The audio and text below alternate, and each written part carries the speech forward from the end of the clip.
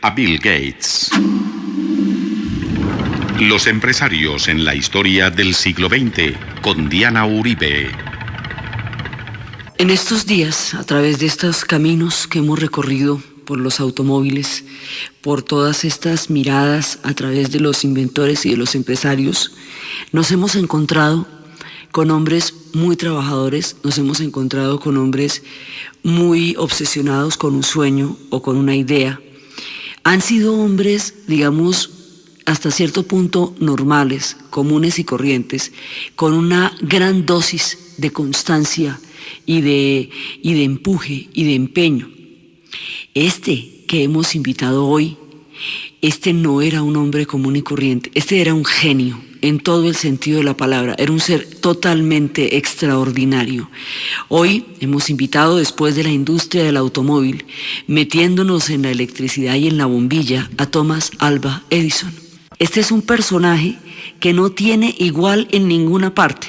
Es un personaje completamente, digamos, atípico, porque junta todas las virtudes que se pueden necesitar para ser un genio. Era, aparte de ser genio, era un gran inventor, era un gran empresario y era un gran ejecutor.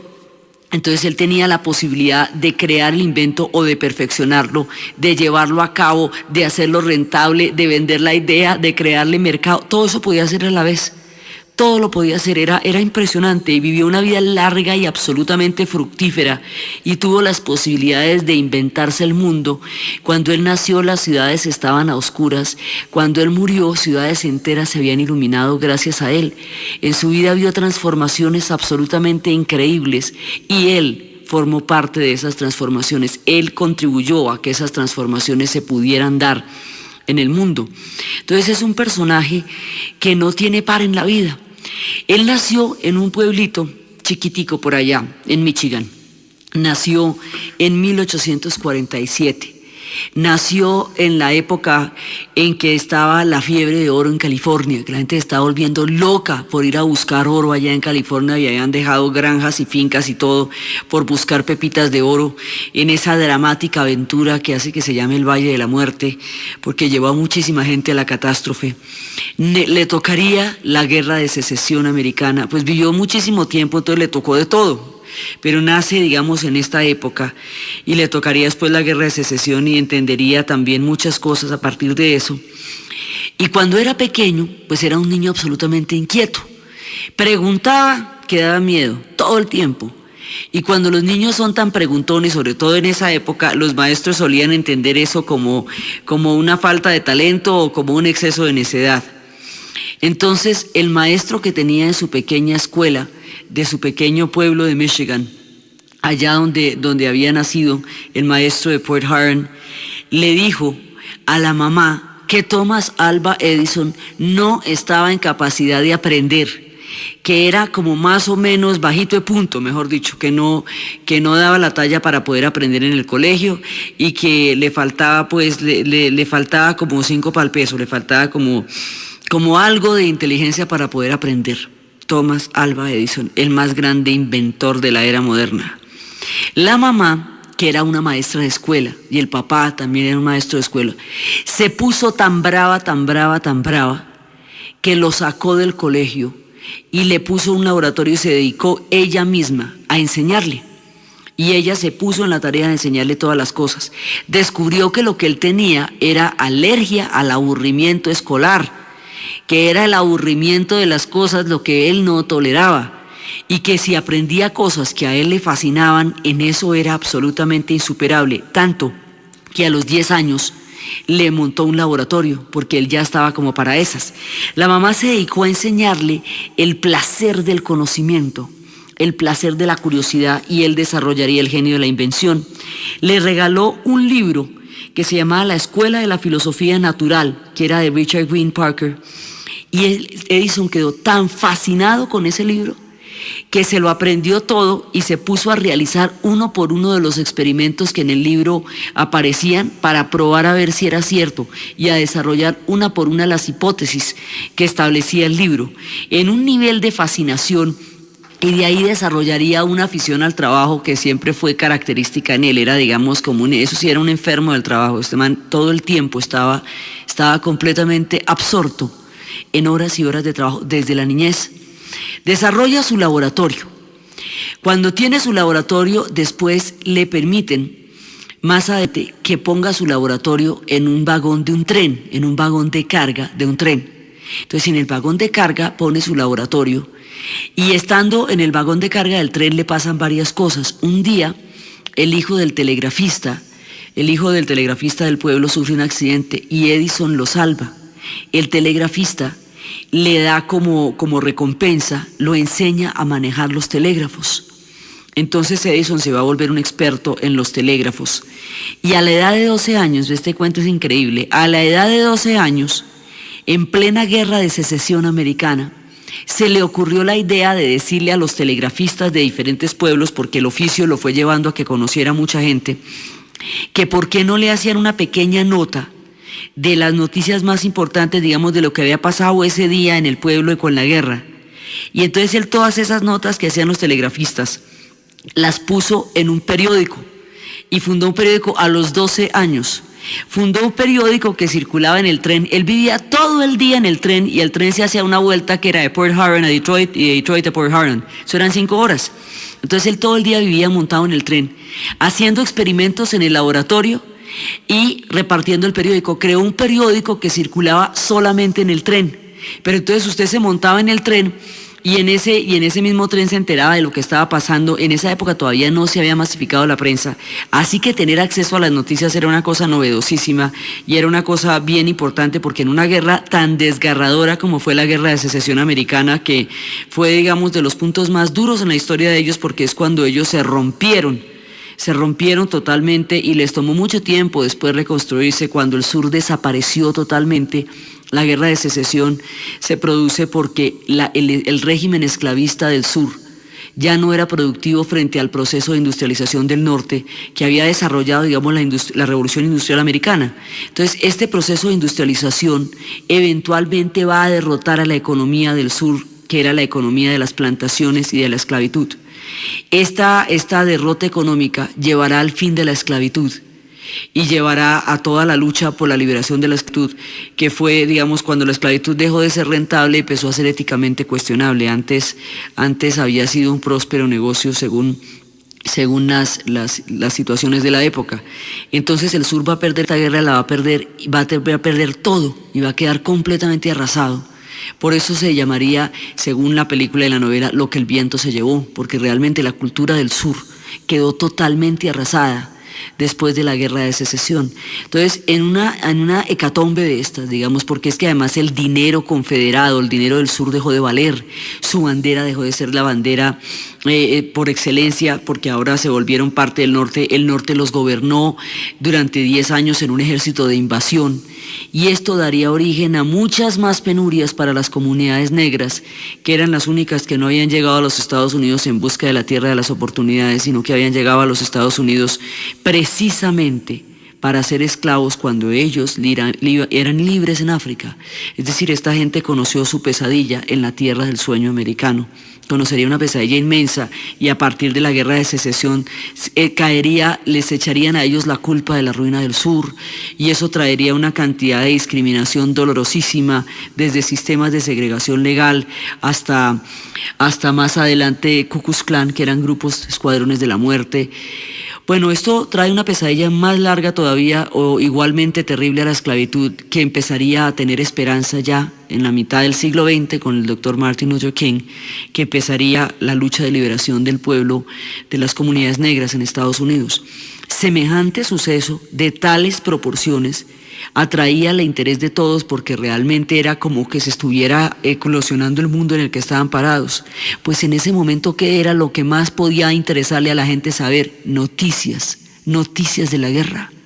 Entonces Thomas Alva Edison convence a los telegrafistas, pues, que están ahí porque son los que transmiten todo, que le pasen la información. Él hace un pequeño periódico que circulaba en el tren, y así se empieza a financiar. Y entonces la primera parte transcurre entre el tren, donde tenía su laboratorio, entre los teléfonos, entre los telégrafos, donde empezó a tener todos los contactos, y el periódico, que fue, digamos, su primera pequeña empresa. Después sería un gran empresario. Usted fue un gran empresario, un gran inventor, fue un genio, fue como muchas de las cosas que son muchos hombres en la vida, él solito lo fue. Entonces un día se le incendió el laboratorio, le estalló por allá una de esas sustancias que tenía en el laboratorio y se le incendió con todo y vagón y pues con los experimentos, y entonces fue a dar de patitas a la calle, lo sacaron por la borda con todo y tren, con todo y laboratorio.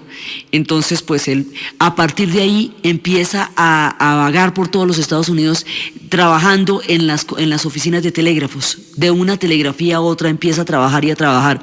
Entonces recorre buena parte de los Estados Unidos en una etapa nómada de transhumancia por entre los pueblos, por entre los telégrafos, y así va conociendo cómo vive la gente. Él tiene una obsesión por soluciones y por inventos. Entonces, mientras tanto, le van pasando varias cosas. Se inventa una máquina que es capaz de contar los votos. Entonces, en el Congreso va y se la ofrece al Congreso de los Estados Unidos. Actualmente, los votos se cuentan en el Congreso a través de una máquina donde usted picha un botón y con el puntaje, y el puntaje sale segundos después en la pantalla. Pues esa máquina se la inventó Edison y se fue para el Congreso y se las ofreció. Y los congresistas le dijeron que el invento era tan perfecto que no lo podían aceptar, porque le decían: verá usted, la política requiere de confusión, requiere de retardos. Si cada senador, cada congresista tiene que dar su voto de viva voz, eso produce un nivel de confusión y produce un nivel de complicación en la cosa que en la política es necesario. Si usted me viene con este invento, me aclara todo inmediatamente y yo no puedo ponerme a resolver todos estos problemas a la vez. Digamos, además la anécdota es bien valiosa porque muchas veces la gente lo que necesita no es las soluciones, sino los problemas. Y la política en ese caso no necesitaba la claridad, sino los enredos. Y esto lo llevaría a un nivel de claridad todavía no necesario para la política. Hoy por hoy funciona así el Congreso con la máquina de Edison. Él quedó muy triste con eso y de ahí en adelante se prometió que iba a inventar cosas prácticas, útiles, rentables, que todo el mundo pudiera usar y le sirvieran a todo el mundo. Entonces se dedicó a eso.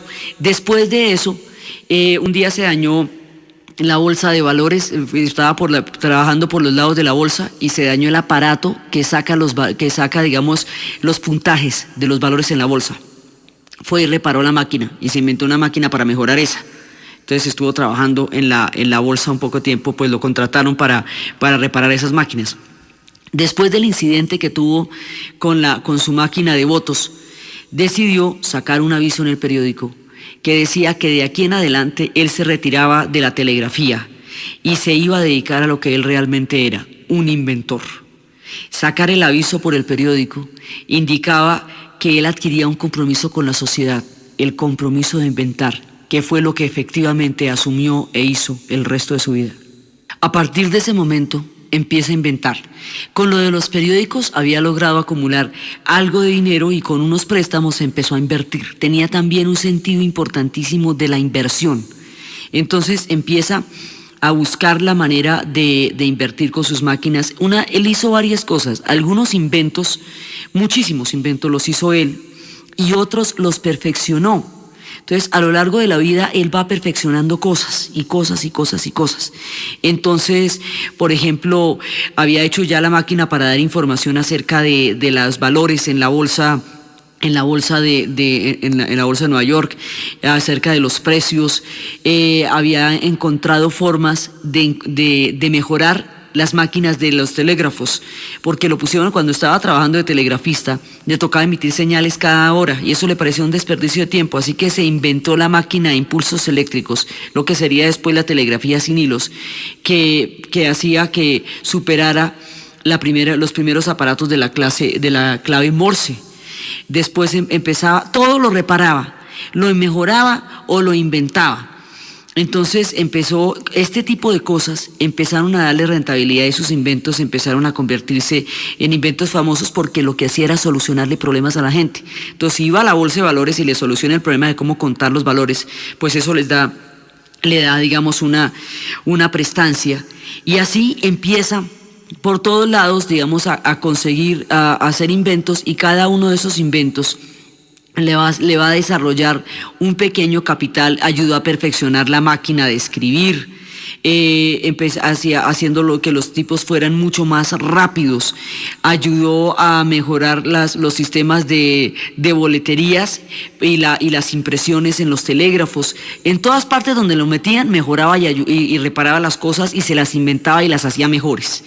Entonces, con el dinero que tenía, después de todo su recorrido, su transhumancia, después de su nacimiento en el pequeño pueblo, después de llegar a Pearl Harbor, después de toda esta cantidad de cosas, él va a comprar un terreno gigantesco, ya en los años 20, va a comprar un terreno que se llama Menlo Park. Eso quedaba cerca de Nueva York. Y en Menlo Park es donde va a crear sus máquinas de inventos. A él lo conocerían como el mago de Menlo Park, porque allá fue donde se dedicó a hacer la mayor cantidad de invenciones. Entonces, por ejemplo, el teléfono, tal como lo había inventado Bell, Alexander Graham Bell, tenía un problema, y era que tocaba gritar para hablar por el teléfono. Él se inventó un aparato que hacía mucho más nítido el sonido y la comprensión a través del auricular, y el teléfono se convirtió en una cosa que se podía utilizar sin necesidad de agarrarse a los alaridos para poder hablar, gracias a los perfeccionamientos que hacía Edison. Era como todo lo que tocaba lo podía mejorar. Era, digamos, tenía una mente capaz de solucionar todo, a nivel de inventos, a nivel de ciencia, a nivel de finanzas, a nivel de empresa, porque era tan eximio empresario como gran inventor. Entonces todo el tiempo estaba mejorando las cosas y era incansable. Se le conoce por un carácter que no lo vencía nada. Una vez hubo un gran incendio, gran incendio, y entonces se le han incendiado todas las cosas, y él llamó a su mujer y a su hijo, les dijo: vaya, dígale a los amigos que vengan, que un incendio de estos no se volvió a ver en la vida. Y después de que acabó el incendio, dijo: bueno, todo lo vamos a reconstruir y lo vamos a reconstruir mejor. Y después se puso una chaqueta y se acostó a dormir. Era un personaje, digamos, que no conocía el desánimo. Tenía la posibilidad de ensayar el número de veces que le pareciera pertinente antes de desarrollar un invento. Por ejemplo, cuentan de él que después de 18 veces de fracasar tras uno de los inventos, le dijeron que qué desaliento, pues 18 veces tratando de sacar algo y que no le salía. Decía: no, al contrario, cada vez estamos más cerca de la solución en la medida en que hemos encontrado 18 posibilidades fallidas. Ya debemos estar cerquita de la que sí funciona. Entonces era como de un optimismo invencible. Este hombre estaba a prueba de cualquier decepción en la vida, y eso le daba la tenacidad para inventar día y noche. Era adicto al trabajo. Los americanos tienen una expresión para hablar de los adictos al trabajo que se llama workaholic. Work es trabajo. Es una especie de, digamos, en la parodia de la palabra alcohólico, pero con el trabajo. Es un adicto del trabajo. Bueno, este era un adicto del trabajo. Él casi no dormía. Se la pasaba día y noche metido en sus inventos. Entonces, cuando estaba en todas sus historias por allá en su Menlo, en su terreno en Menlo Park, donde fue tan supremamente famoso, ya por los años de 1877, había otros inventos que se habían logrado antes, pero le faltaban. La idea era poder imprimir sonidos de la voz humana en conos que se pudieran ampliar y que pudieran quedar metidos dentro de la cera. La idea eran una serie de detalles que se estaban perfeccionando, pero que no habían logrado un contacto tal como él pensaba que se podía hacer. La idea era pues ya la habían ensayado antes y todo, pero no habían dado con el chiste. Era tratar de registrar los sonidos en un cilindro de cera, pero no se podían reproducir. Digamos, se podían registrar, pero no se podían reproducir. Entonces él lo que va a hacer es colocar papel de estaño sobre una superficie de un diafragma telefónico especial que se había levantado. Entonces grababa las vibraciones con un rubí cortado a bisel, y que lo empleaba para reproducirlas, que eso era, digamos, lo que le daba más importancia al invento. Lo reproducía a través del rubí, que tenía una punta roma. Entonces el aparato tenía que tener un rodillo que a través de una manivela pudiera imprimir el movimiento, un movimiento de rotación y otro movimiento de traslación. Entonces el rodillo se apoyaba sobre el diafragma, y esto lo prolongaba con un pabellón metálico que recogiera y amplificara el sonido. Y así, de esa manera, él estaba haciendo el experimento un día y entonces estaba con todos los trabajadores y todos los técnicos estaban y le dijeron que qué estaba haciendo así, ahí. Entonces él dijo, esta máquina tiene que hablar, y lo dijo serio. Entonces los trabajadores empezaron a mirarse los unos a los otros, pues como pensando, bueno, ahora sí, mejor dicho, quién sabe con qué ir a salir, parecería que ya se nos chifló. Y entonces empezaron a hacer sus apuestas, ¿será que sale con algo o será que no sale con algo? Y de pronto, segundos después, empiezan a escuchar, en un tono sumamente difícil, digamos, pero a escuchar claramente la canción que uno de los trabajadores estaba tarareando unos minutos antes. Había registrado la voz del canto de uno de los trabajadores y había empezado con sus pruebas, hola, hola, hola. Y al hacer esto, se inventó una de las cosas más maravillosas que se le puede ocurrir a uno, el fonógrafo. La invención del fonógrafo permitiría a los equipos de sonido, permitiría a las grabadoras, permitiría a los CDs, permitiría que la música quedara registrada, y no solamente en la memoria de los que han tenido su fascinación, de todos aquellos que sucumbimos a su encanto, sino la posibilidad de escucharla una y otra vez. Cuando usted está obsesionado con una canción y vuelve y la pone y vuelve y la pone, ese sonido lo puede reproducir porque Edison perfeccionó e inventó el fonógrafo. Entonces, de ahí para adelante, todo lo que va a ser el sonido, toda la industria del sonido, en la música, en la voz, lo que hace posible que inclusive que este programa se escuche, porque se puede registrar la voz y se pueden reproducir los sonidos. Eso se lo inventó Edison y fue el invento que más orgullo le produjo. Con eso sí andaba, pero encantado de la vida. Y es una cosa que nos hizo un favor a todos, porque en la época, contaba la mitología griega, que antes de la aparición de Mnemosine, la memoria, cosas maravillosas pasaban y no había quien las registrara ni quien pudiera recordarlas porque los dioses aún no tenían memoria. Cuando aparece Mnemosine, la memoria empieza a formar parte del Olimpo y todo aquello que suceda en sus maravillas y esplendores puede quedar registrado porque está allí la memoria para tomar cuenta de él y registrarlo. Pues el fonógrafo es la memoria del sonido, el fonógrafo es la memoria de la música. Podemos escuchar las grandes sinfonías y las canciones más maravillosas porque existe la manera de reproducir los sonidos. Podemos escuchar la voz de los que amamos porque existe la manera de reproducir los sonidos. Podemos abstraernos oyendo horas y horas y horas de música porque existe la posibilidad de reproducir los sonidos, y esa posibilidad existe por Thomas Alva Edison. Entonces ese fue, digamos, su invento más consentido. A ese le tenía un cariño inmenso. Entonces él sigue con su laboratorio, él contrajo matrimonio con Muriel Stilwell y con ella tuvo 3 hijos, pero ella tenía el problema de que no le gustaban los inventos, lo cual era bastante aguafiestas para él, porque decía, ¿cómo es posible que a mi amor del alma no le gusten mis inventos? Ella después moriría y él se volvería a casar. Pero bueno, ella, digamos, si no le gustaban tampoco se los impedía. Y después tendría otras nupcias, se casaría de nuevo y al casarse de nuevo tendría otros 3 hijos. Así que, de todas maneras, para todo le alcanzaba el tiempo a este hombre. Después de que inventó el fonógrafo, que lo tenía tan supremamente maravillado, se puso a mirar un día. El éxito de él era mirar las cosas. Él decía que él no era un genio, que un genio era una especie, digamos, que no, lo suyo no era genialidad, sino que el éxito de un genio es un 10% de inspiración y un 90% de transpiración, es decir, de trabajo. Lo que él tenía era una capacidad de constancia. Por supuesto, es una modestia de su parte en cuanto a la genialidad, pero es una realidad en cuanto al trabajo, porque realmente esos niveles de trabajo que él desarrollaba eran los que le permitían ser exitoso en sus inventos. Entonces se dedica a inventar y hace de ser inventor una profesión y se dedica a eso. Entonces ahora va a solucionar un problema importantísimo.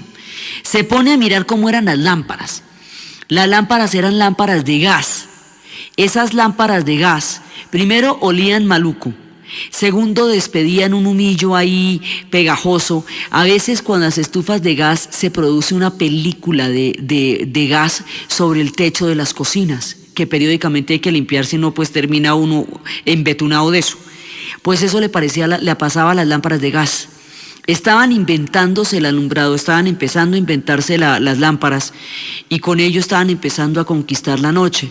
Pero él decía, tiene que haber una manera de que una lámpara pueda consumirse en muchísimo más tiempo, digamos, en muchísimo menos tiempo, digamos, que dure mucho, mucho más, que no huela, que no se apague con esa facilidad, y por otro lado, que sea mucho más segura, porque el gas era peligrosísimo. Entonces decía, no, esto tiene que haber una manera para que la bombilla, pues para que me funcione una lámpara de este estilo. Tiene que haber un filamento, dice, tiene que haber un filamento a través del cual pueda pasar la electricidad. La electricidad ya, digamos, ya habíamos pensado en ello con Franklin, pero ya lo del pararrayos estaba pensado. Pero ¿cómo hacer que ese alumbrado, esa lámpara, estuviera generada por electricidad y no por gas? O sea, el truco es la electricidad. Con la electricidad se pueden hacer vainas chéveres, pero ¿cómo hacemos? Necesitamos un filamento que resista el paso de la electricidad y lo conduzca y permita que una superficie, digamos que una especie de balón, que sería la forma de una bombilla, vaya a aguantar bastante tiempo. Para eso mandó gente, él tuvo mucha gente trabajando con él, para eso mandó gente a los confines de la tierra, al Amazonas y al Japón, hasta buscarse la manera de encontrar el material que pudiera permitir ese tipo de conducción. Y finalmente, después de que llegaron los del Amazonas y después de que llegaron los del Japón, y que él experimentó, encontró en el bambú, en la fibra del bambú, el filamento que podía resistir el paso de la electricidad a través de la bombilla y que durara lo suficiente como para que se justificara la invención. Entonces se inventó la bombilla eléctrica y con eso cambió la faz de la Tierra, totalmente cambió la faz de la Tierra, porque el alumbrado y la electricidad entrarían a formar parte de la vida cotidiana de los seres humanos ya del siglo, ya de la era moderna. Antes todas las historias son de velas, si ustedes se ponen a pensar. Las lámparas de gas eran como especies de antorcha y no daban una luz mucho más poderosa de la que podían dar las antorchas desde las catacumbas y las antiguas cuevas hasta las velas que se veían en las películas. Esto era una cosa completamente distinta. Esto podía durar varios días y eso tenía una cantidad de ventajas muy grandes, y después se inventó la manera de conectarlas de una lámpara a otra lámpara. Dice, bueno, si ya tenemos una lámpara con un bombillo y otra lámpara con otro bombillo, lo podemos conectar en la calle, y al conectarlo en la calle podemos hacer un alumbrado público con luz eléctrica. Esto se le va ocurriendo a él, y en la medida en que se le va ocurriendo, la luz va apareciendo en las ciudades. La luz fue apareciendo en las ciudades poco a poco. Primero, el bombillo. Entonces, el bombillo, la idea era que había que producirlo, porque como él también es un empresario, fundamentalmente es un inventor empresario, él combina las dos. Entonces, ¿cómo vamos a vender los bombillos? Primero, la fabricación de un bombillo le costaba 70 centavos y los vendía a 45 centavos, los vendía por debajo del costo, para lograr que el volumen abaratara los costos y fueran reduciéndose hasta el punto en que empezaran a generar ganancias. Primero trabajaba perdiendo, no importa, hasta que logre masificar la cosa. Entonces, ¿cómo vamos a hacer para que la gente se vea atraído por las lámparas? Pues en aquella época había un vapor que recorría el Mississippi, uno de esos vapores todos bonitos que uno recuerda en las películas. Le puso 200 bombillos a ese vapor. El espectáculo era tan hermoso, imagínense ustedes en un mundo de velas y pequeñas lámparas de gas, que son las que uno puede tener por allá, pues las que puede tener en las áreas rurales. Imagínense lo que es ver bajar un vapor por el río, por el ancho río Mississippi, lleno de bombillas eléctricas. El espectáculo era maravilloso, era como una especie de lo que serían después los árboles de Navidad. Era bellísimo, y era por la belleza que empezaron a gustarle los bombillos. Entonces ya cuando empezó a vender los bombillos, empezó a vender tantos que los costos se le fueron bajando. Entonces ya cuando los costos le daban a 40 centavos y los vendía a 45, ya empezaron las ganancias. Tuvo un margen de pérdida, pero no importa. Él decía, yo aguanto aquí un ratico, que eso después lo masifico, y cuando lo masifique inmediatamente eso me soluciona el problema de costos. Y efectivamente así fue. Entonces después dice, bueno, si yo conecto una bombilla con otra y las pongo en la calle, eso me da el alumbrado eléctrico, ¿cierto? El alumbrado del alumbrado público a través de electricidad. Pero tengo el problema de que los filamentos que van conduciendo la electricidad se me funden, y cuando se me funden se me dañan los circuitos. Entonces me voy a inventar algo que se funda primero que los cables que interconectan, para que eso me indique si hay un daño y no dañe la unidad central. Entonces se inventó los aislantes, los metales aislantes y todo, digamos, los aislantes que hacen que no se quemen los fusibles, sino que exista una seguridad ahí. Se inventó los sistemas de interconexión eléctrica, eso fue lo que se inventó también. De hecho, él hizo que la electricidad formara parte de la vida cotidiana. Y se inventó la bombilla y popularizó la electricidad. Ya con estos inventos iluminó la ciudad de Nueva York. La primera ciudad que tuvo iluminación en el planeta Tierra fue la ciudad de Nueva York y después la de Berlín. Y esto fue un invento de Thomas Alva Edison. Pues ya con eso, en el caso de que no hubiera hecho más, ya con eso quedaría para siempre en la historia. Pero aún así le alcanzaba el tiempo para presentar pliego para 400 patentes al año. Se inventa la electricidad y con eso transformó el mundo entero, el planeta entero. Las ciudades se iluminaron, dejaron de ser esos lugares tenebrosos, presos de la penumbra, en donde transcurrían las terribles historias de Londres, donde se deslizaban, o de todas esas historias de terror. Las historias de terror están ligadas a la oscuridad, y por eso es que él tiene un cuento lindísimo que un día encontró en el laboratorio donde trabajaba a un chiquillo muerto del susto en un rincón. Y le dijo, ¿le temes a la oscuridad? Y el chiquillo le dijo, sí. Dice, yo también, por eso me inventé la bombilla eléctrica, para hacer del mundo un lugar menos sombrío y menos miedoso. Eso era también para todos aquellos que temen a la oscuridad. Thomas Alva Edison tenía una solución: prender la luz. Y la luz se puede prender porque a él se le ocurrió la manera de hacerla viajar, los circuitos de interconexión eléctrica, los transformadores. Ya con esto, cada vez que usted llega a la casa, abre la puerta, gira la llave, entra y prende la luz, está invocando a Thomas Alva Edison. Cada vez que usted mira las luces de las ciudades de lo alto, cada vez que ve los reflejos de las luces de la ciudad sobre los cielos, ahí está Thomas Alva Edison.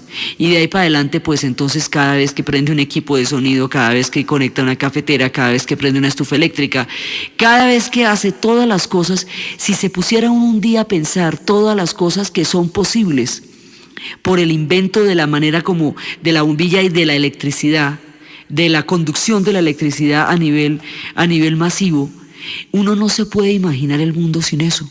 Casi parece que habíamos nacido en el tiempo de la electricidad y que la electricidad había estado desde siempre con nosotros. Pues no, todas las pinturas antiguas tienen una luz que no es la luz de la electricidad, que son las luces de las velas o las luces de las lámparas de aceite o de las lámparas de gas, que después serían, inclusive todavía la película de La luz que agoniza con Ingrid Bergman, precisamente era una lámpara de gas que cuando el esposo de la película, que la quería hacer creer loca para robarle las joyas, se metía al ático a buscar las joyas entre las prendas de ella, la luz bajaba un poquito porque al prender la luz de gas se disminuía la luz en el cuarto de ella. Por eso una de las películas más famosas en la historia del cine se llamaría La luz que agoniza, porque eran el tipo de lámparas de gas de las que se estaba hablando. Pues luego vendría esta lámpara, la bombilla eléctrica y la iluminación de la ciudad de Nueva York. Cuando todavía no estaba perfeccionado el bombillo, cuando todavía era una idea, digamos, que estaban viendo a ver cómo hacían, existía entonces una compañía muy poderosa que estaba también dispuesta a trabajar en lo mismo, y eran de grandes fortunas. Entonces, él se unió con esa compañía.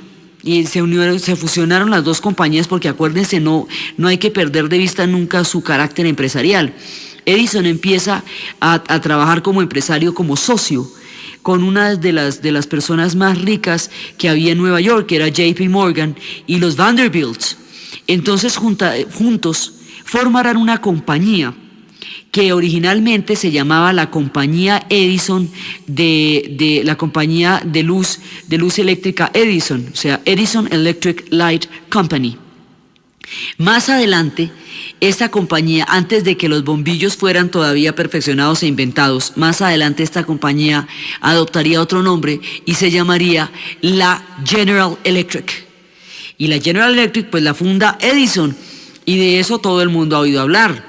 Y eso nos pasa cada vez que vamos a planchar algo, nos pasa cada vez que todos los electrodomésticos son posibles por la electricidad. Todo, digamos, el sustrato fundamental de la vida de la sociedad industrial moderna está en la electricidad, y la electricidad fue lo que él no inventó la electricidad, la popularizó, pero lo que sí inventó fue la bombilla eléctrica. Las lámparas que se iluminaban por electricidad, eso sí fue lo que él inventó, y eso es realmente, digamos, aquello por lo que se inmortaliza. Lo que pasa es que él tiene muchísimas razones para inmortalizarse. Una de ellas fue precisamente la electricidad. Y allá en la electricidad, y en su compañía de Edison, fue donde también trabajó muchísimo tiempo Ford, y fue su gran amigo. Ellos dos fueron grandes amigos y eran dos grandes inventores. El chiquillo que había encontrado en el laboratorio muerto del susto porque le tenía miedo a la electricidad va a trabajar con él muchísimos años, y con él va a perfeccionar lo que después serían los proyectores de cine, la máquina de proyección. Él tiene también que ver en ese invento, así como en el perfeccionamiento de la máquina de escribir, así como en la máquina de conteo de votos, así como en el fonógrafo. Él tiene cualquier cantidad de las cosas que uno ve son parte de lo que eran los inventos de Edison. Siempre tuvo los laboratorios, siempre estuvo metido en su laboratorio, y tenía una fascinación absolutamente extraordinaria por la química.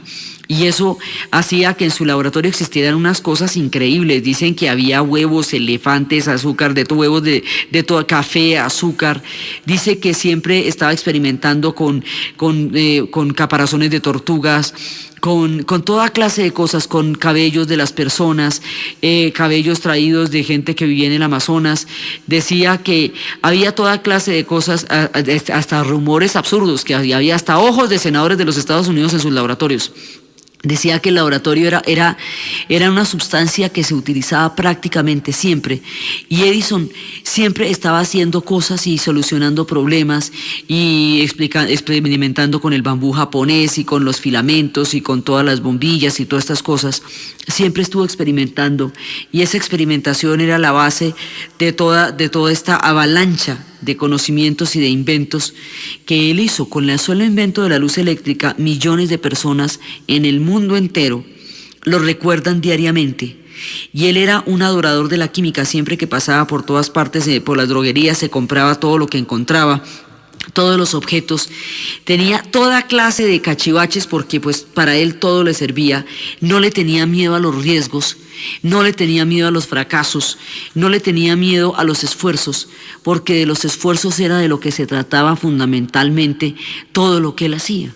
Entonces este personaje con esas características va avanzando, y cada vez que inventaba algo, le decían que sus invenciones habían aumentado el Producto Bruto Interno de los Estados Unidos en millones de dólares cada año, o sea que contribuía a la generación de riqueza de la nación, porque sus inventos, como eran prácticos, eran rentables, podían ser comprados por todos y podían generar unos márgenes de utilidades muy, muy grandes. La idea de él era que sus inventos tenían que ser para que la gente los pudiera usar. A partir del chasco que les pasó con los políticos de su máquina de conteo de votos, decidió que todos los inventos que él tuviera y que él hiciera eran inventos prácticos. Entonces aquí combinaba el sentido práctico, el sentido de para qué sirve ese invento, con el genio empresarial de cómo comercializarlo, que fue el caso de la bombilla eléctrica, que entendiendo la venta por volumen, y no por el precio de fabricación del producto, sino por volumen, logró bajar los costos. Y entendía, digamos, esto del vapor era entender la estructura de la publicidad, cómo hacerle propaganda a un producto de una manera tan llamativa y tan hermosa que lo hiciera atractivo y necesario para las personas.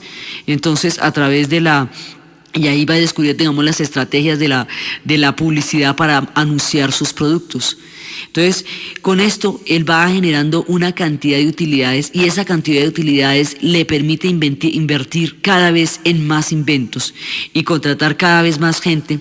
Ahora, trabajar con él era muy difícil porque en esta obsesión por el trabajo, pues este hombre de día y de noche trabajaba, no descansaba nunca, dormía muy poco, porque él decía que el genio era un 1% de inspiración y un 99% de transpiración. Entonces la perseverancia, la obsesión por el trabajo hacía que él nunca tuviera tiempo para descansar y que por lo tanto la gente que trabajara con él tampoco.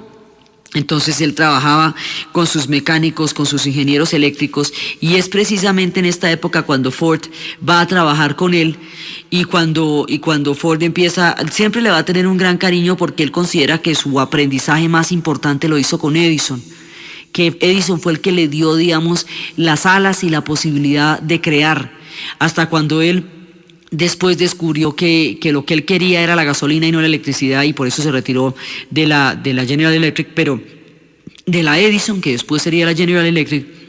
Pero fue gracias a Edison que él considera que una parte muy importante de su carrera como inventor del automóvil se la debe a Edison.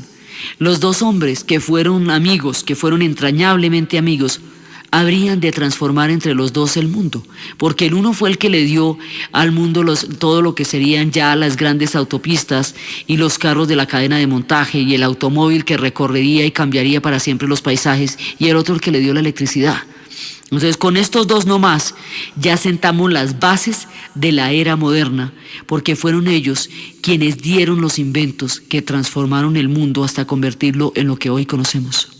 Edison no era un inventor solitario, no era, a diferencia de nuestros personajes que hemos visto antes, un hombre que estuviera metido en un garaje solo tratando de buscar soluciones a problemas por sí solo, no. Para él el trabajo de equipo era fundamental, y el trabajo de equipo está digamos, como uno de los soportes más importantes de su éxito.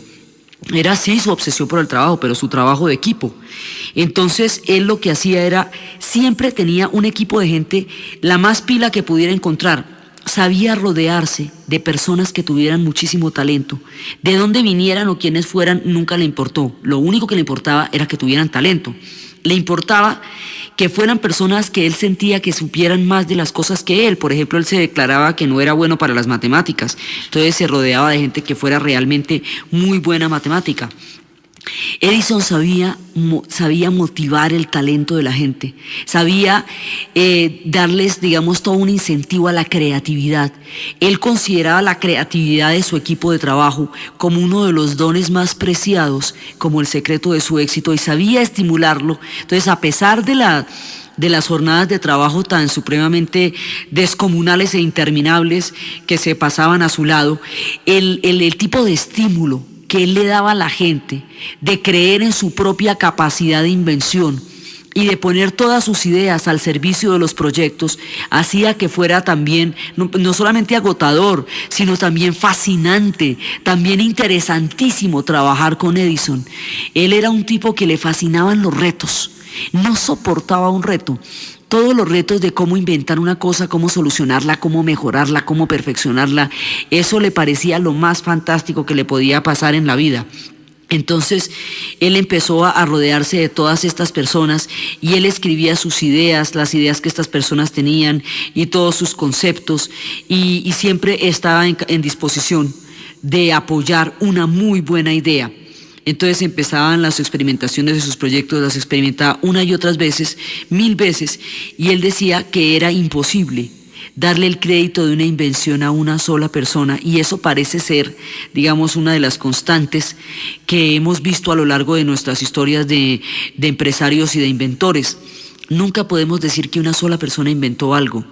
Hay alguien que es capaz de utilizar los recursos disponibles para ver lo que no es visible. Porque, por ejemplo, Ford también decía que no había inventado, sino que él había puesto las ideas juntas, en un mismo lugar, las ideas de muchos hombres, y que las había llevado a cabo, pero que era un trabajo de miles de hombres, de muchos hombres durante muchos años, lo que a él lo había llevado a la inspiración del automóvil, pues Edison trabajaba con sus equipos y sus equipos eran los que le daban a él la posibilidad de sacar adelante todas sus premoniciones y sus ideas sobre los inventos de la ciencia. Entonces era un brillante científico, pero también era un brillante empresario. Él quería que las calles de Nueva York se fueran volviendo redes de cables eléctricos. Entonces tenía una manera de mostrar las cosas. En Menlo Park, en toda la época de Menlo Park, es como la época más productiva, digamos, pues no más productiva porque toda su vida fue productiva, sino es como la época más mítica, más mágica de todas. Un día invitó a todos los ciudadanos y a un montón de gente de la ciudad a Menlo Park, que era el lugar donde estaban sus inventos, al atardecer. Entonces los miembros del consejo de la ciudad caminaban por entre escaleras muy estrechas en la oscuridad. Y cuando empezaban a tropezarse con la oscuridad, Edison empezó a aplaudir. Y a medida que aplaudía, las luces se fueron encendiendo, una a otra se fueron encendiendo y fueron conduciendo hasta el hall de un corredor donde estaba uno de los mejores restaurantes. Y eso fue, digamos, eso fue otro de sus éxitos, que era la invención de todas las cosas, de todos los negocios. Él logró un sistema de sociedad y de inventos que hacía que él construyera, le diera forma a los productos, los ejecutara y los sacara al mercado y los comercializara todo en un solo paquete. Entonces la fábrica de inventos no solamente fue una fábrica de producción de ideas, sino que fue una fábrica de ejecución de productos que pudieron salir al mercado. Entonces, esta cadena de coger el producto y comercializarlo y todo eso es como todavía se hacen muchos modelos empresariales actualmente en muchos diseños de las fábricas. Eso, también esa cadena de cómo desde el momento en que se construye hasta el momento en que sale, es una de las cosas que Edison se inventaría y que se inventaría después cuando trabajaría todo ese tiempo en sus laboratorios, en los laboratorios donde conocería a Ford, en los laboratorios donde se haría tan gran amigo, donde después disfrutaría de los automóviles, donde después disfrutaría de inclusive Edison ayudó a Ford más adelante a perfeccionar los cauchos para los neumáticos. Y juntos crearon la primera fábrica de neumáticos en Florida. Y Edison también trabajó con George Eastman en la hechura de las tiras de las películas, de las tiras para lo que harían los rollos de fotografía. Y se metió también con Eastman. Fue socio de una compañía que fundó Eastman, que después tendría el nombre de Kodak. Este hombre tenía un talento para la sociedad, para los socios, para establecer sociedades, para establecer empresas, para mercadear sus productos, un talento para inventarlos, para trabajar en equipo, para aprovechar la creatividad de su gente. Era como nada en él se desperdiciaba, todo lo que él tenía lo aprovechó al máximo, aprovechó su genio, aprovechó su capacidad de trabajo, aprovechó su energía, aprovechó la gente con la que estuvo, aprovechó la genialidad de sus amigos, aprovechó los inventos que se iban dando en su época, porque su curiosidad era insaciable, era ilimitada. Entonces se va haciendo cada vez más famoso, después va a viajar a Europa y en Europa me lo van a recibir como un héroe, pues, porque imagínese un personaje que viene y le ilumina a usted las ciudades, dígame si no le llama la atención. Después va a trasladar sus fábricas a New Jersey, a West Orange. Después lo van a nombrar miembro nacional de la Academia Nacional de Ciencias. Ya en las primeras partes del siglo XX es una celebridad. Ese tipo es una celebridad. En 1927 es cuando lo nombran miembro de la Academia Nacional de Ciencias. En 1928 le van a dar una medalla. El Congreso de los Estados Unidos le va a dar una medalla de oro por haber aportado a la sociedad norteamericana, por haber aportado al crecimiento de ese país como país. Además, a él le toca una época después de todos los horrores de la guerra y todo eso, como vivió tanto tiempo, le va a tocar la época de un esplendor y de un despeje muy grande. Entonces, a él se le atribuye un aporte fundamental a los ciclos de expansión y crecimiento de la sociedad en la que vivió. Pues era donde él estuviera, hacía florecer lo que estuviera alrededor, porque esa capacidad de invención, esa capacidad de empresa y esa capacidad de ejecución, él mezcla elementos muy importantes, porque digamos, ser capaz de llevar a cabo estos inventos, pero ser capaz de ejecutarlos también, porque él era un ejecutor, digamos, tenía un sentido práctico, un sentido común, que le daba a sus inventos una gran posibilidad de ser puestos en la práctica. Le obsesionaba que las cosas tuvieran una finalidad práctica, una finalidad útil, que pudiera ser aprovechada por cualquiera. Esa era la idea. Eso, digamos, es una parte muy importante de nuestras historias de inventores y empresarios, es cuál es la idea de lo que quieren inventar, o sea, cuál es como el criterio a través del cual van a inventar las cosas. Ford quería que los granjeros se pudieran trasladar a través de grandes distancias en vehículos que no requirieran de caballos, que era el carro para los granjeros, el Ford T. Porsche quería crear un carro del pueblo, fácil, seguro, compacto, para poder manejarse por las carreteras. Tucker quería la seguridad, quería que los automóviles fueran seguros y que la integridad física de las personas estuviera protegida. Edison quería la utilidad práctica, el ejercicio del sentido común. Quería que sus inventos fueran de la vida cotidiana, que todo el mundo pudiera usarlos, que a todo el mundo le sirvieran. Y eventualmente, inclusive los más locos serían después adoptados, porque el de la máquina de votos, pues después se terminarían utilizándola en el Congreso. Cada uno de sus inventos se terminó usando. Y además él aprovechaba también el trabajo que habían hecho anterior a él, digamos, carecía de arrogancia y en cambio le sobraba la curiosidad. Era, digamos, una vida absolutamente productiva la que él tenía. Entonces, cuando le dieron la medalla del Congreso, la medalla de oro y todo eso, él dijo, he vivido mi vida, dijo, he realizado mi obra. Si hay algo más allá, estoy dispuesto a conocerlo. Era de unas pilas con el espíritu que él fue perdiendo el oído poco a poco, porque durante el incendio del tren cuando era pequeño, el que lo sacó de las orejas para salvarlo. Y se le desprendió una oreja y eso le fue generando problemas en el oído que con el tiempo le fueron disminuyendo enormemente su capacidad auditiva. Entonces cada vez más fue perdiendo el oído, pero él decía que la pérdida del oído lo ayudaba a concentrarse mejor en sus inventos y a estar mucho más pilo en las cosas en las que le tocaba hacer, que si tuviera que estar oyendo lo que todo el mundo está diciendo a toda hora.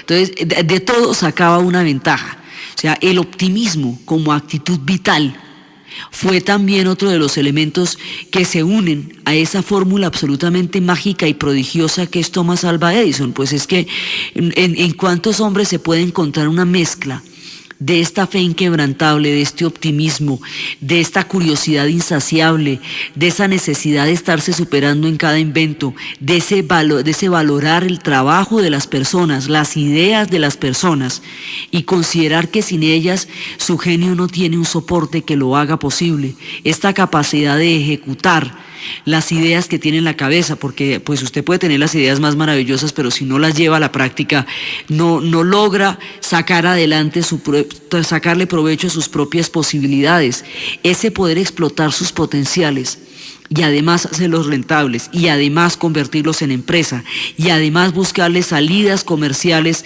a sus proyectos empresariales. A él, como no lo asustaban los fracasos, intentaba de todo. Lo mismo con las empresas y los negocios como con los inventos. Y cuando las cosas le salían se ponía muy contento, y cuando las cosas no le salían se ponía cada vez más frenético en la búsqueda de las soluciones. Él era un hombre que buscaba soluciones a las cosas. Entonces, si va a hablar por teléfono y le toca pegar alaridos, hay que modificar el teléfono e inventarle algo por donde uno puede hablar y que lo oigan. Si la gente está tratando de plasmar sonidos a través de la cera y a través de los cilindros, pero no los puede reproducir, hay que poner a reproducir esos sonidos. Si las lámparas de gas no son lo suficientemente buenas, o son peligrosas, o son olorosas, hay que buscar otra manera, porque la idea de la lámpara es buena, pero tiene que haber otra forma de retroalimentarla. Entonces, de esa forma, buscándole a todo una solución, buscándole a todo una manera, es como él va desarrollando la capacidad de los inventos. Pues la idea del laboratorio desde los 10 años ya nos daba un patrón. Digamos, es un genio de esos como cuando uno se mete con Mozart, que ya a los 7 años había compuesto 4 sinfonías. Es un genio de esa naturaleza, digamos, es un ser absolutamente extraordinario. Pero su genialidad y su carácter extraordinario estuvo siempre reforzado por una inquebrantable búsqueda de trabajo, porque pudiera ser un genio, pero desperdiciarse en la medida en que hubiera desperdiciado muchos de sus potenciales. Él utilizó todo su potencial.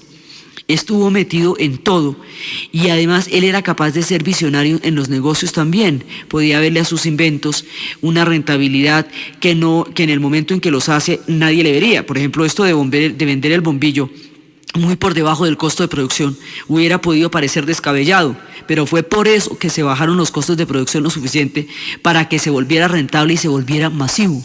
Él hizo de la electricidad algo masivo. Entonces, con eso, él lograba, digamos, vencer los obstáculos de cualquier naturaleza, los obstáculos humanos, los obstáculos empresariales, los obstáculos económicos, los obstáculos de difusión, porque lo suyo era solucionar problemas. Era un inventor y un solucionador de todas las cosas, y eso en el campo que usted quisiera, en el invento, como en la química, como en los negocios, como en el trabajo en grupo, como en las empresas, como en todo lo que él hacía. Él solucionaba problemas. Le tocaron incendios, volvía y reconstruía. Después del gran incendio que habíamos hablado, dijo: lo que vamos a hacer va a estar mucho mejor, y lo que se quemó eran un montón de chunches viejos que ya no servían. Todo le parecía que era una señal positiva para cosas mejores, y eso fue, digamos, lo que más inquebrantablemente lo apoyó a lo largo de todos sus años de invenciones. Cuando tenía ya 84 años, le dio un ataque de uremia que le iba minando ya profundamente las energías. Entonces, un número inmenso de periodistas y de informadores de prensa, todo el mundo le debía algo a él.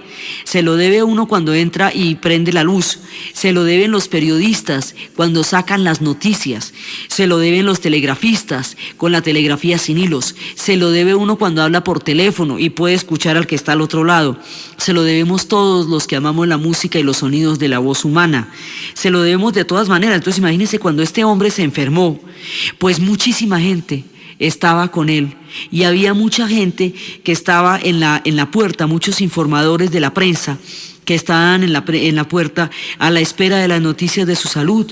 Entonces, lo que ellos decían cada hora que recibían partes acerca de su estado de salud, decían: la lámpara alumbra todavía. Cada minuto que él estuviera viviendo, decían: la lámpara alumbra todavía. Y eso mantenía como una espera triste y también una espera agradecida de una persona que dio tanto, tanto al mundo, hasta que finalmente, poco a poco, se fue apagando y se apagó, cayó en estado de coma, y el 18 de octubre a las 3:30 de la madrugada, la lámpara se había extinguido.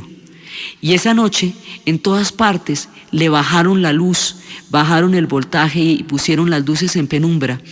Y en todos los Estados Unidos hubo una penumbra, hubo un momento de penumbra, porque la lámpara, Thomas Alva Edison, había muerto. Pero con él había quedado la luz de las grandes ciudades y todos los inventos que contribuyen hoy a que la vida sea un poco como la podemos concebir hoy día, y todo lo que contribuye hoy a que los sonidos de la música nos ayuden al espíritu, a que la luz combata el miedo a la oscuridad, a que todos aquellos que estuvieron con él hayan conocido las posibilidades ilimitadas del genio humano. Hoy invitamos a uno de los personajes más maravillosos de los que se puede hablar, Thomas Alva Edison. De Graham Bell a Bill Gates. Los empresarios en la historia del siglo XX, con Diana Uribe. Entonces tenía una manera de mostrar las cosas. En Menlo Park, en toda la época de Menlo Park, es como la época más productiva, digamos. Pues no más productiva, porque toda su vida fue productiva, sino es como la época más mítica, más mágica de todas. Un día invitó a todos los ciudadanos y a un montón de gente de la ciudad a Menlo Park, que era el lugar donde estaban sus inventos, al atardecer. Entonces los miembros del consejo de la ciudad caminaban por entre escaleras muy estrechas en la oscuridad, y cuando empezaban a tropezarse con la oscuridad, Edison empezó a aplaudir. Y a medida que aplaudía, las luces se fueron encendiendo, una a otra se fueron encendiendo y fueron conduciendo hasta el hall de un corredor donde estaba uno de los mejores restaurantes. Y eso fue, digamos, eso fue otro de sus éxitos, que era la invención de todas las cosas, de todos los negocios. Él logró un sistema de sociedad y de inventos que hacía que él construyera, le diera forma a los productos, los ejecutara y los sacara al mercado y los comercializara todo en un solo paquete. Entonces la fábrica de inventos no solamente fue una fábrica de producción de ideas, sino que fue una fábrica de ejecución de productos que pudieron salir al mercado.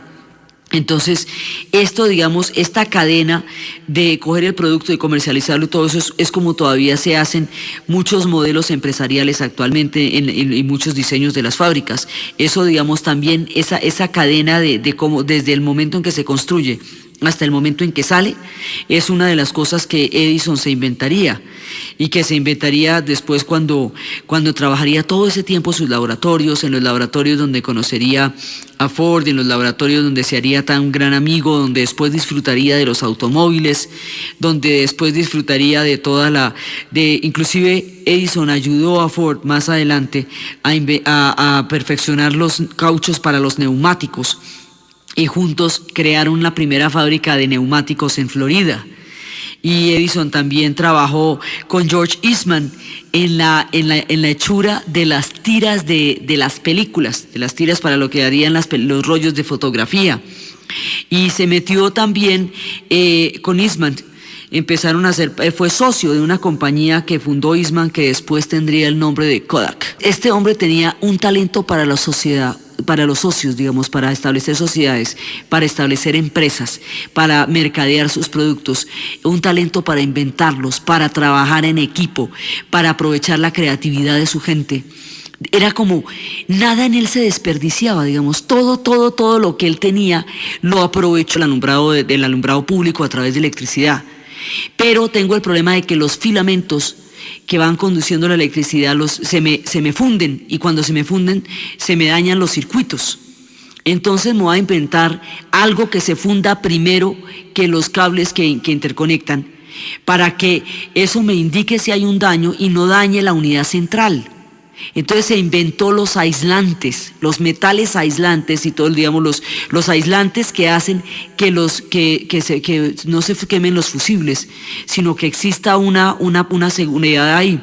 Se inventó los sistemas de interconexión eléctrica, eso fue lo que se inventó también. Mejor dicho, él hizo que la electricidad formara parte de la vida cotidiana. Y se inventó la bombilla y popularizó la electricidad. Ya con estos inventos iluminó la ciudad de Nueva York. La primera ciudad que tuvo iluminación en el planeta Tierra fue la ciudad de Nueva York y después la de Berlín. Y esto fue un invento de Thomas Alva Edison. Pues ya con eso, en el caso de que no hubiera hecho más, ya con eso quedaría para siempre en la historia. Pero aún así le alcanzaba el tiempo para presentar pliego para 400 patentes al año. Se inventa la electricidad y con eso transformó el mundo entero, el planeta entero. Las ciudades se iluminaron, dejaron de ser esos lugares tenebrosos, presos de la penumbra, en donde transcurrían las terribles historias de Londres, donde se deslizaban, o de todas esas historias de terror. Las historias de terror están ligadas a la oscuridad, y por eso es que él tiene un cuento lindísimo que un día encontró en el laboratorio donde trabajaba a un chiquillo muerto del susto en un rincón. Y le dijo, ¿le temes a la oscuridad? Y el chiquillo le dijo, sí. Dice, yo también, por eso me inventé la bombilla eléctrica, para hacer del mundo un lugar menos sombrío y menos miedoso. Eso era también para todos aquellos que temen a la oscuridad.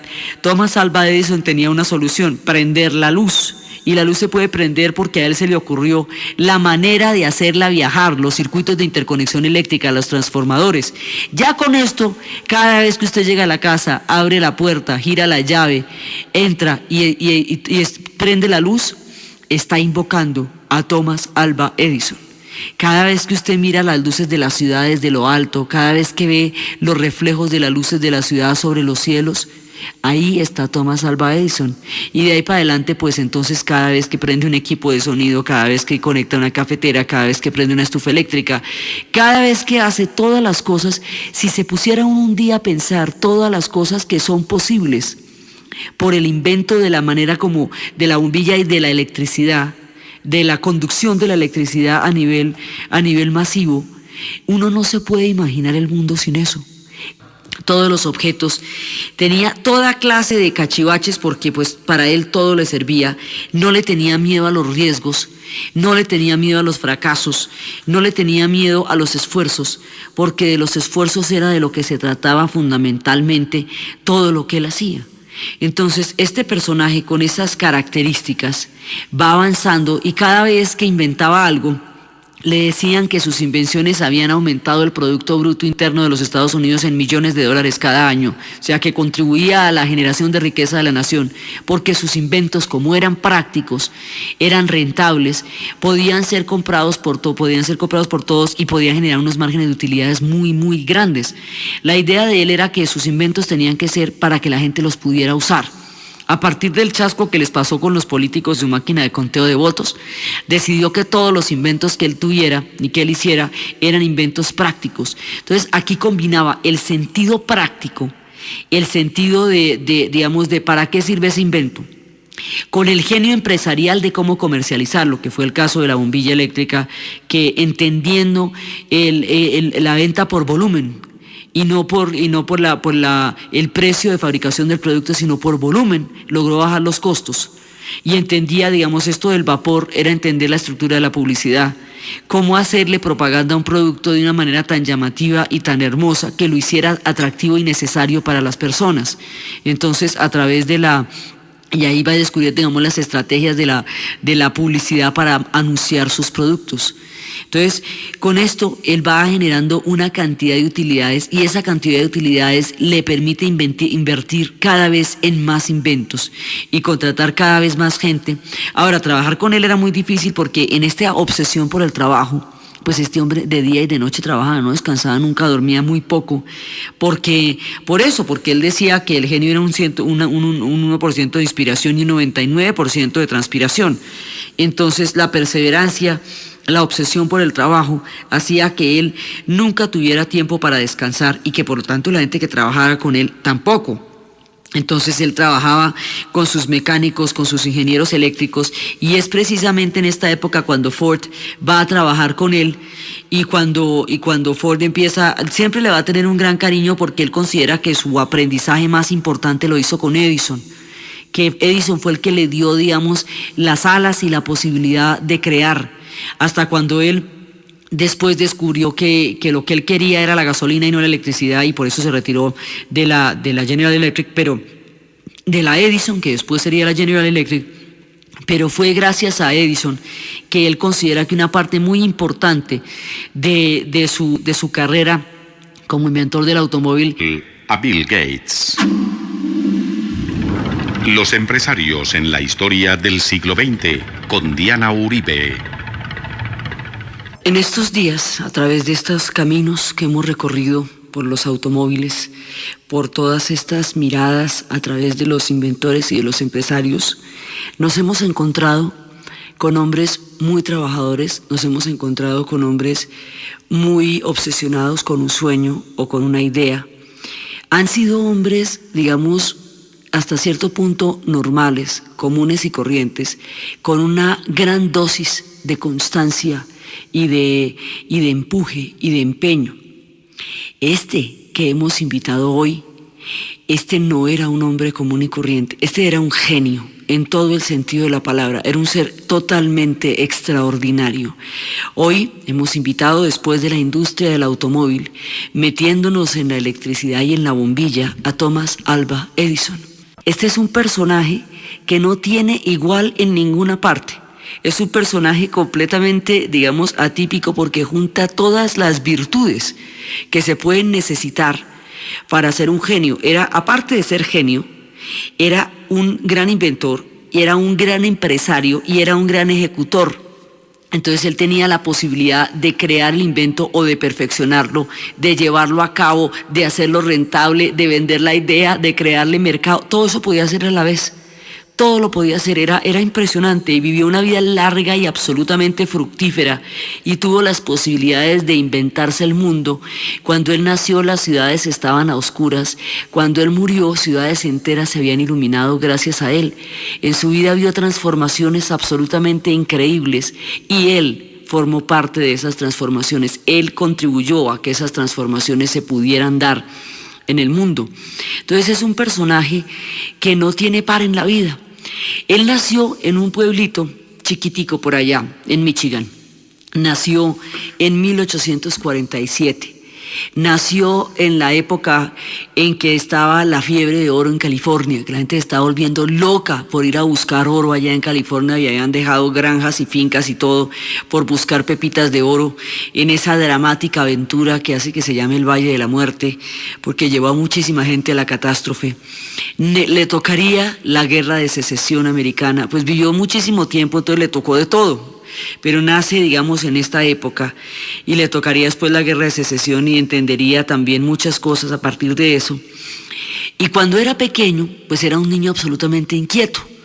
Preguntaba que daba miedo todo el tiempo. Y cuando los niños son tan preguntones, sobre todo en esa época, los maestros solían entender eso como una falta de demostrar las cosas.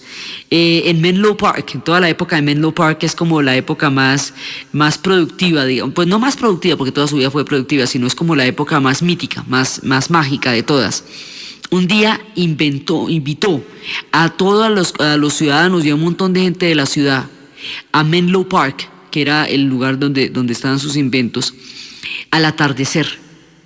Entonces los miembros del consejo de la ciudad caminaban por entre escaleras muy estrechas en la oscuridad, y cuando empezaban a tropezarse con la oscuridad, Edison empezó a aplaudir, y a medida que aplaudía, las luces se fueron encendiendo, una a otra se fueron encendiendo, y fueron conduciendo hasta el hall de un corredor donde estaba uno de los mejores restaurantes. Y eso fue, digamos, eso fue otro de sus éxitos, que era la invención de todas las cosas, de todos los negocios. Él logró un sistema de sociedad y de inventos que hacía que él construyera, le diera forma a los productos, los ejecutara y los sacara al mercado y los comercializara todo en un solo paquete. Entonces la fábrica de inventos no solamente fue una fábrica de producción de ideas, sino que fue una fábrica de ejecución de productos que pudieron salir al mercado.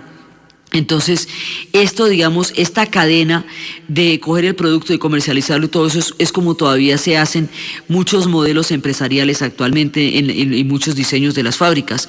Eso, también esa cadena de cómo desde el momento en que se construye hasta el momento en que sale, es una de las cosas que Edison se inventaría, y que se inventaría después cuando trabajaría todo ese tiempo en sus laboratorios, en los laboratorios donde conocería a Ford, en los laboratorios donde se haría tan gran amigo, donde después disfrutaría de los automóviles, donde después disfrutaría de inclusive Edison ayudó a Ford más adelante a perfeccionar los cauchos para los neumáticos, y juntos crearon la primera fábrica de neumáticos en Florida. Y Edison también trabajó con George Eastman en la hechura de las tiras de las películas, de las tiras para lo que harían los rollos de fotografía. Y se metió también con Eastman.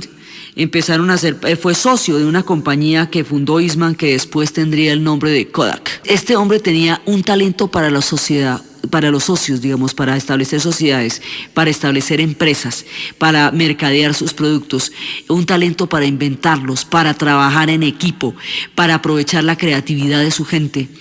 Era como nada en él se desperdiciaba, todo lo que él tenía lo aprovechó al máximo, aprovechó su genio. A su hijo les dijo: vaya, dígale a los amigos que vengan que un incendio de estos no se vuelve a ver en la vida. Y después de que acabó el incendio, dijo: bueno, todo lo vamos a reconstruir y lo vamos a reconstruir mejor. Y después se puso una chaqueta y se acostó a dormir. Era un personaje, digamos, que no conocía el desánimo. Tenía la posibilidad de ensayar el número de veces que le pareciera pertinente antes de desarrollar un invento.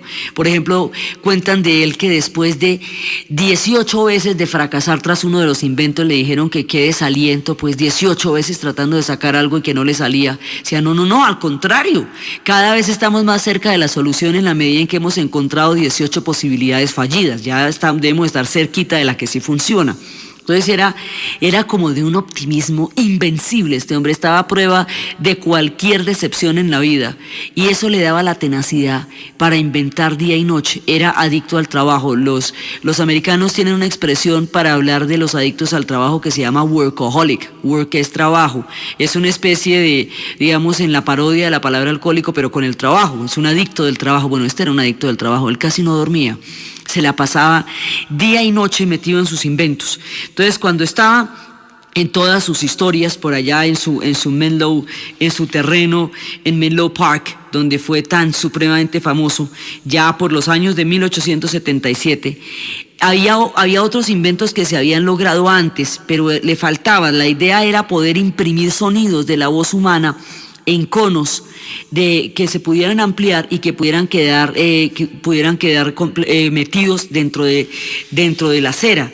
La idea eran una serie de detalles que se estaban perfeccionando, pero que no habían logrado un contacto tal como él pensaba que se podía hacer. La idea era pues ya la habían ensayado antes y todo, pero no habían dado con el chiste. Era tratar de registrar los sonidos en un cilindro de cera, pero no se podían reproducir. Digamos, se podían registrar, pero no se podían reproducir. Entonces él lo que va a hacer es colocar papel de estaño sobre una superficie de un diafragma telefónico especial que se había levantado. Entonces grababa las vibraciones con un rubí cortado a bisel, y que lo empleaba para reproducirlas, que eso era, digamos, lo que le daba más importancia al invento. Lo reproducía a través del rubí, que tenía una punta roma. Entonces el aparato tenía que tener un rodillo que a través de una manivela pudiera imprimir el movimiento, un movimiento de rotación y otro movimiento de traslación. Entonces el rodillo se apoyaba sobre el diafragma y esto lo prolongaba con un pabellón metálico que recogiera y amplificara el sonido.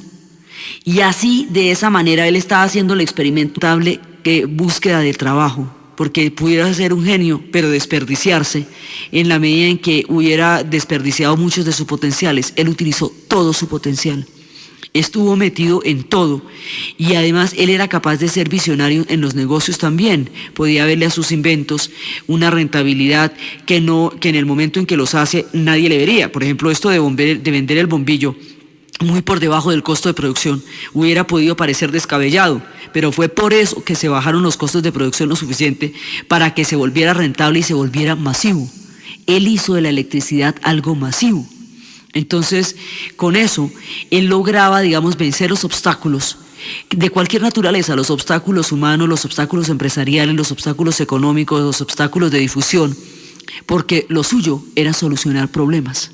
Era un inventor y un solucionador de todas las cosas, y eso en el campo que usted quisiera, en el invento, como en la química, como en los negocios, como en el trabajo en grupo, como en las empresas, como en todo lo que él hacía. Él solucionaba problemas. Le tocaron incendios, volvía y reconstruía. Después del gran incendio que habíamos hablado, dijo, lo que vamos a hacer va a estar mucho mejor, y lo que se quemó eran un montón de chunches viejos que ya no servían. Todo le parecía que era una señal positiva para cosas mejores, y eso fue, digamos, lo que más inquebrantablemente lo apoyó a lo largo de todos sus años de invenciones. Cuando tenía ya 84 años, le dio un ataque de uremia que le iba minando ya profundamente las energías. Entonces, un número inmenso de periodistas y de informadores de prensa, todo el mundo le debía algo a él. Se lo debe uno cuando entra y prende la luz, se lo deben los periodistas cuando sacan las noticias, se lo deben los telegrafistas con la telegrafía sin hilos, se lo debe uno cuando habla por teléfono y puede escuchar al que está al otro lado, se lo debemos todos los que amamos la música y los sonidos de la voz humana, se lo debemos de todas maneras. Entonces imagínense, cuando este hombre se enfermó, pues muchísima gente estaba con él y había mucha gente que estaba en la puerta, muchos informadores de la prensa que estaban en la puerta a la espera de las noticias de su salud. Entonces lo que ellos decían cada hora que recibían partes acerca de su estado de salud, decían: la lámpara alumbra todavía. Cada minuto que él estuviera viviendo, decían: la lámpara alumbra todavía. Y eso mantenía como una espera triste y también una espera agradecida de una persona que dio tanto, tanto al mundo, hasta que finalmente, poco a poco se fue apagando y se apagó, cayó en estado de coma y el 18 de octubre a las 3:30 de la madrugada la lámpara se había extinguido. Y esa noche en todas partes le bajaron la luz, bajaron el voltaje y pusieron las luces en penumbra. Y en todos los Estados Unidos hubo una penums. Podemos escuchar la voz de los que amamos, porque existe la manera de reproducir los sonidos. Podemos abstraernos oyendo horas y horas y horas de música, porque existe la posibilidad de reproducir los sonidos. Y esa posibilidad existe por Thomas Alva Edison. Entonces ese fue, digamos, su invento más consentido. A ese le tenía un cariño inmenso. Entonces él sigue con su laboratorio, él contrajo matrimonio con Muriel Stilwell y con ella tuvo 3 hijos, pero ella tenía el problema de que no le gustaban los inventos, lo cual era bastante aguafiestas para él, porque decía: ¿cómo es posible que a mi amor del alma no le gusten mis inventos? Ella después moriría y él se volvería a casar. Pero bueno, ella, digamos, si no le gustaban tampoco se los impedía. Y después tendría otras nupcias, se casaría de nuevo y al casarse de nuevo tendría otros 3 hijos. Así que, de todas maneras, para todo le alcanzaba el tiempo a este hombre. Después de que inventó el fonógrafo, que lo tenía tan supremamente maravillado, se puso a mirar un día. El éxito de él era mirar las cosas.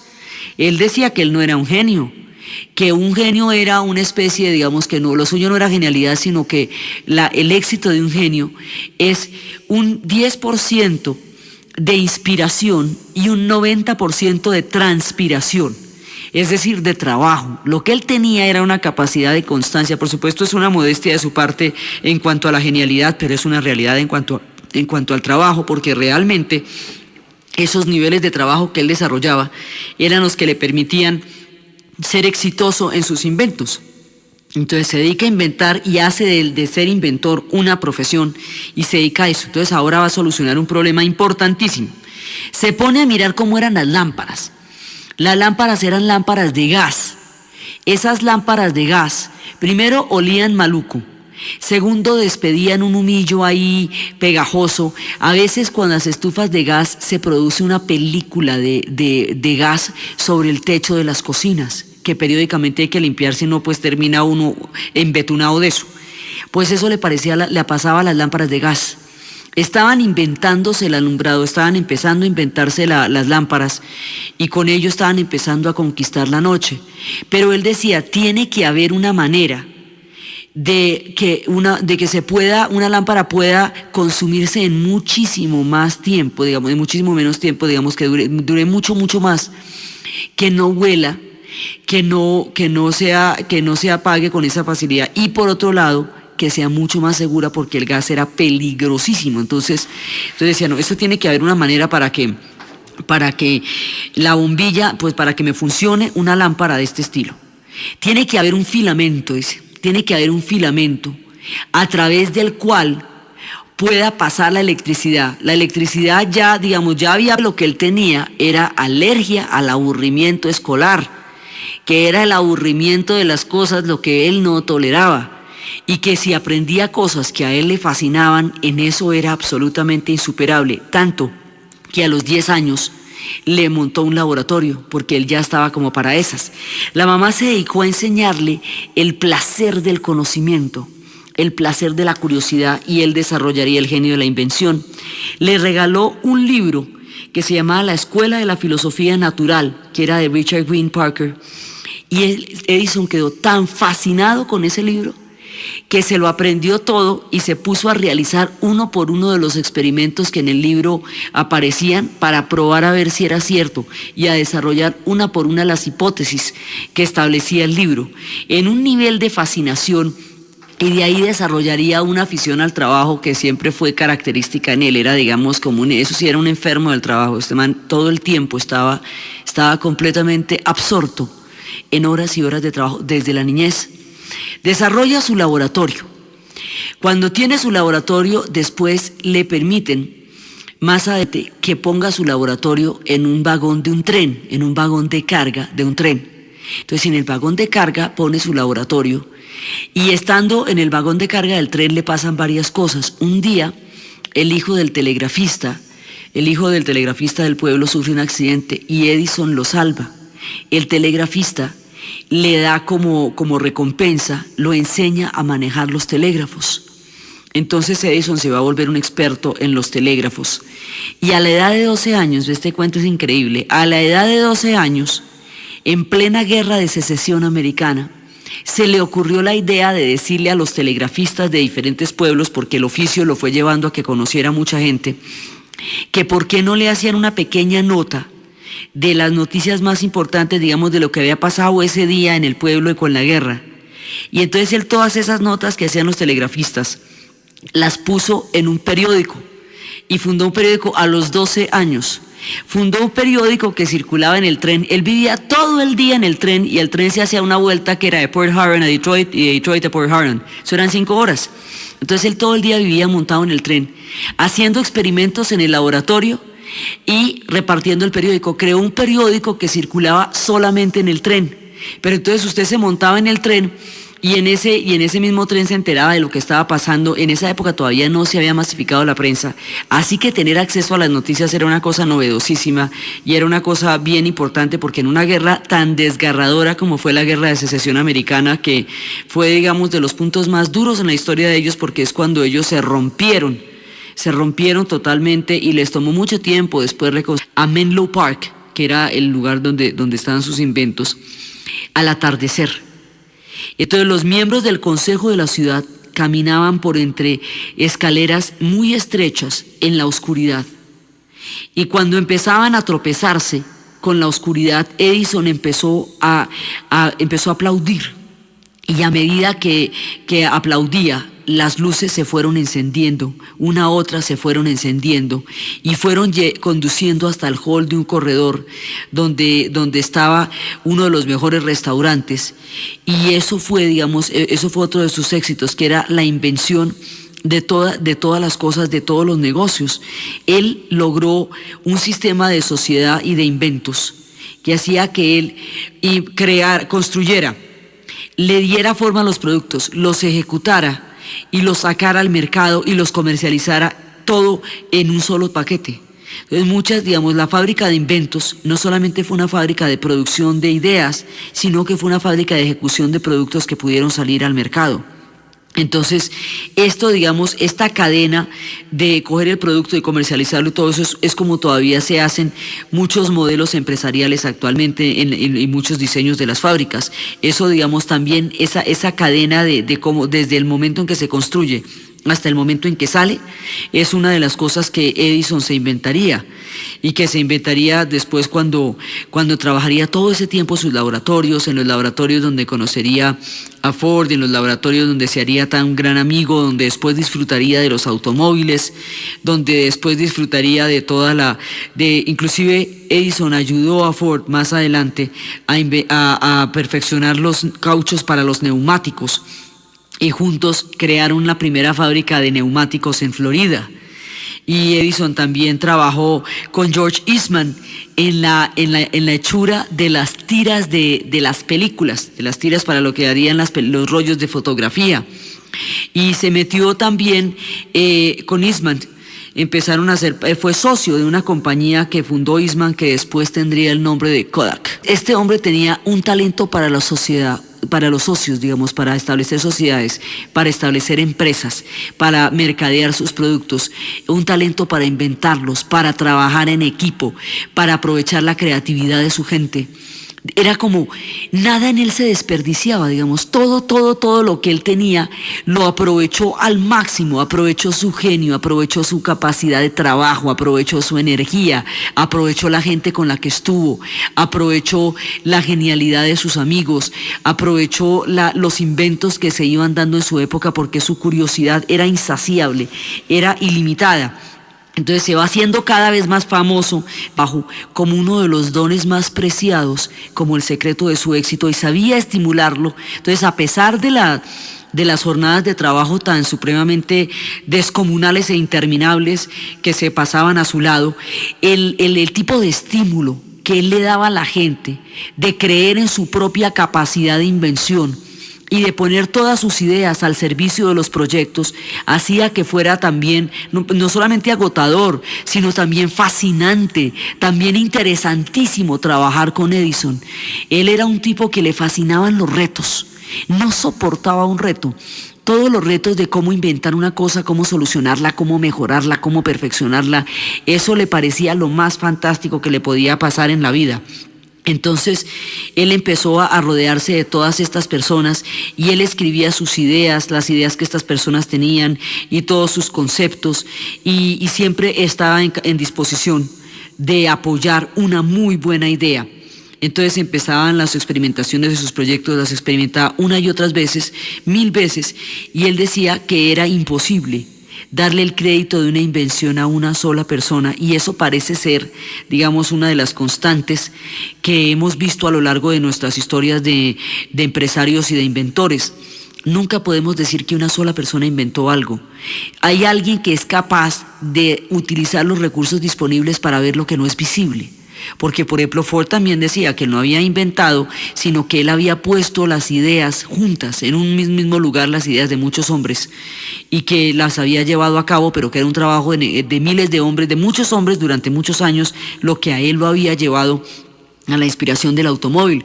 Pues Edison trabajaba con sus equipos, y sus equipos eran los que le daban a él la posibilidad de sacar adelante todas sus premoniciones y sus ideas sobre los inventos de la ciencia. Entonces era un brillante científico, pero también era un brillante empresario. Él quería que las calles de Nueva York se fueran volviendo redes de cables eléctricos. Entonces tenía una manera de mostrar las cosas. En Menlo Park, en toda la época de Menlo Park, es como la época más productiva, digamos. Pues no más productiva, porque toda su vida fue productiva, sino es como la época más mítica, más mágica de todas.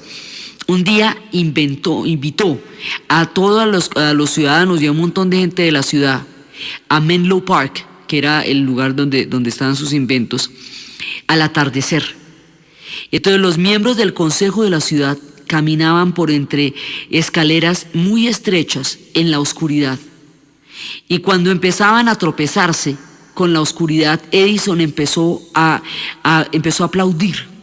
Y a medida que aplaudía, las luces se fueron. Todo el día vivía montado en el tren, haciendo experimentos en el laboratorio y repartiendo el periódico. Creó un periódico que circulaba solamente en el tren. Pero entonces usted se montaba en el tren y en ese mismo tren se enteraba de lo que estaba pasando. En esa época todavía no se había masificado la prensa, así que tener acceso a las noticias era una cosa novedosísima y era una cosa bien importante, porque en una guerra tan desgarradora como fue la Guerra de Secesión Americana, que fue, digamos, de los puntos más duros en la historia de ellos, porque es cuando ellos se rompieron totalmente y les tomó mucho tiempo después reconstruirse. Cuando el sur desapareció totalmente, la Guerra de Secesión se produce porque el régimen esclavista del sur ya no era productivo frente al proceso de industrialización del norte que había desarrollado, digamos, la Revolución Industrial Americana. Entonces, este proceso de industrialización eventualmente va a derrotar a la economía del sur, que era la economía de las plantaciones y de la esclavitud. Esta derrota económica llevará al fin de la esclavitud y llevará a toda la lucha por la liberación de la esclavitud, que fue, digamos, cuando la esclavitud dejó de ser rentable y empezó a ser éticamente cuestionable. Antes había sido un próspero negocio según las situaciones de la época. Entonces el sur va a perder esta guerra, va a perder todo y va a quedar completamente arrasado. Por eso se llamaría, según la película y la novela, Lo que el viento se llevó, porque realmente la cultura del sur quedó totalmente arrasada después de la Guerra de Secesión.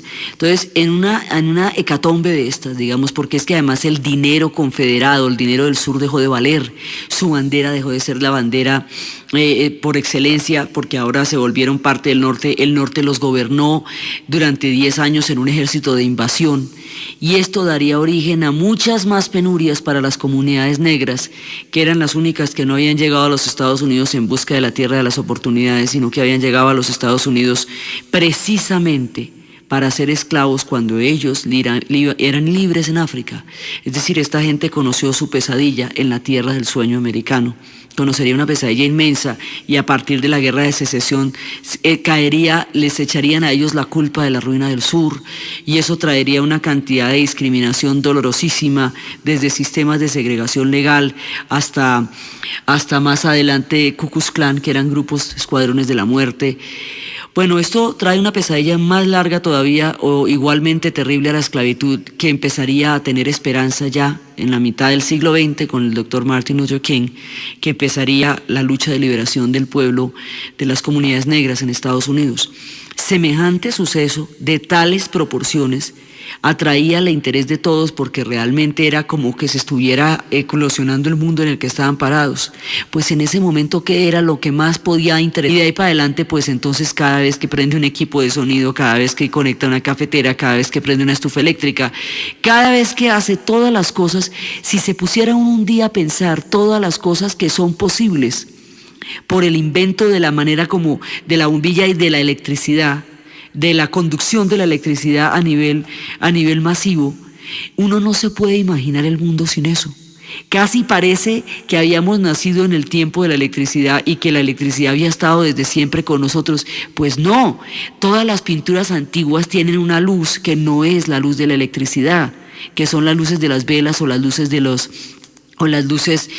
las lámparas de aceite, o de las lámparas de gas, que después serían, inclusive todavía la película de La luz que agoniza con Ingrid Bergman, precisamente era una lámpara de gas, que cuando el esposo de la película, que la quería hacer creer loca para robarle las joyas, se metía al ático a buscar las joyas entre las prendas de ella, la luz bajaba un poquito, porque al prender la luz de gas se disminuía la luz en el cuarto de ella.